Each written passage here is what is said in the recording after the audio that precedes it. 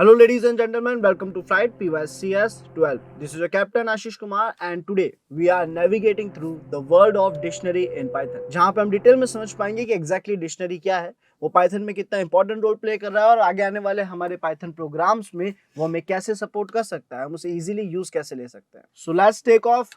3, 2, 1, go.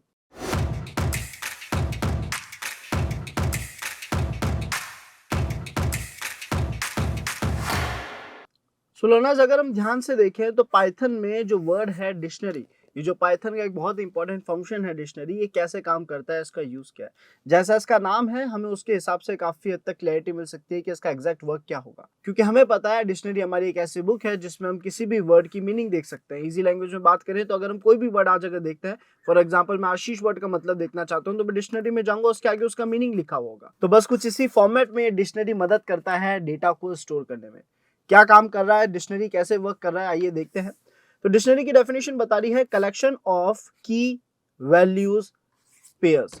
यानी हमें बता रहा है कि ऐसा डिक्शनरी एक ऐसा एलिमेंट है पाइथन का, एक ऐसा इंपॉर्टेंट फंक्शन है पाइथन का, जिसकी मदद से आप एक कोई भी की और उसकी वैल्यू दोनों को स्टोर कर सकते हैं. बिल्कुल वैसा ही जैसा आपके रियल वर्ल्ड डिक्शनरीज में होता है. यानी सर फॉर एग्जांपल अगर आज मैं यहाँ पे एक डिक्शनरी क्रिएट करना चाहता हूँ, तो हमने क्या करा, सबसे पहले कोई भी एक डिक्शनरी का नाम रख दिया, यानी एक वेरिएबल का नाम रख दिया. हमने यहाँ पे रखा माय मैसेज नाम की वेरिएबल का नाम, और उसके आगे हमने लिखा एक की, हमने की लिखी नेम.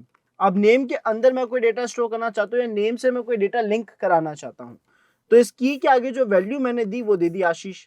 यानी अब मैं जब भी डिक्शनरी को कहूंगा कि भाई नेम को प्रिंट करो, तो नेम के अंदर जो कंटेंट लिखा होगा, नेम के साथ जो वैल्यू कनेक्टेड है वो यहाँ पे प्रिंट हो जाएगी, जो कि आशीष है.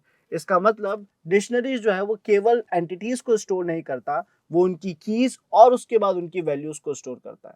तो ये दोनों डेटा को स्टोर कर रहा है, बिल्कुल वैसा ही जैसे डिक्शनरी में होता है एक वर्ड और उसकी मीनिंग. तो यहाँ पे भी सेम तरीका ये अप्लाई कर रहा है. आप कोई भी एक वर्ड और उसके अंदर की वैल्यू दोनों ही स्टोर करा सकते हो डिक्शनरी के जरिए. इस तरीके से आप मल्टीपल कीज और मल्टीपल वैल्यूज स्टोर करा पाएंगे.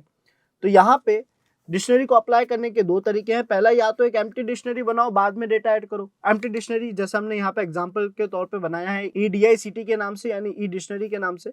तो इसमें हमें क्या करना है, बस curly brackets open and close करना है. इसमें हम कोई भी कंटेंट नहीं लिख रहे. लेकिन अगर हम बात करें कि कैसी डिक्शनरी बनानी है जिसमें स्टार्टिंग से ही हम डेटा ऐड कर रहे हैं, तो ये रही वो डिक्शनरी जिसमें हमने की को मेंशन करा और उसकी वैल्यू को भी मेंशन करा. तो यहाँ पे हमने एक की दी नेम, उसके अंदर वैल्यू दे दी आशीष, दूसरी की दी MSG यानी मैसेज, और उसके अंदर की वैल्यू दे दी हाई. और अब फाइनली जब हम इसे प्रिंट करना चाहेंगे तो ई डिक्शनरी जो कि एम्प्टी डिक्शनरी थी, उसमें तो कोई डेटा प्रिंट नहीं होगा क्योंकि वो खाली है. लेकिन जो हमारी दूसरी डिक्शनरी है माय मैसेज नाम से, उसके अंदर जो भी डेटा है वो प्रिंट हो जाएगा. तो आइए देखते हैं ये कैसे काम करेगा. हम इसे थोड़ा डिटेल में यूज लेने की कोशिश करते हैं प्रैक्टिकल अप्रोच के साथ.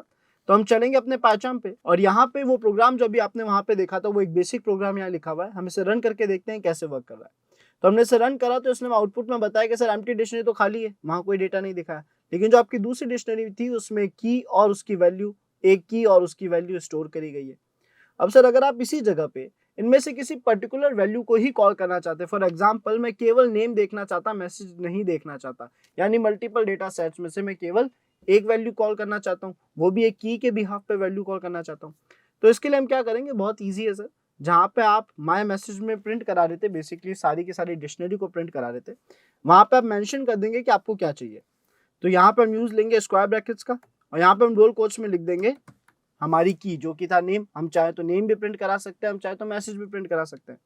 हमने ये लिखा और इस प्रोग्राम को रन करा और देखा कि क्या अब यहाँ पे केवल और केवल नेम के अंदर जो वैल्यू थी वो प्रिंट हो रही है. तो हम देख सकते हैं नेम के अंदर आशीष लिखा होता तो वही प्रिंट हो रहा है. इसी तरीके से अगर मैं और भी कुछ कंटेंट प्रिंट करना चाहता तो मैं उसकी जो की थी वो यहाँ पे मेंशन कर देता. सो लर्नर्स, आई होप आप लोग इस वीडियो को एंजॉय कर रहे होंगे.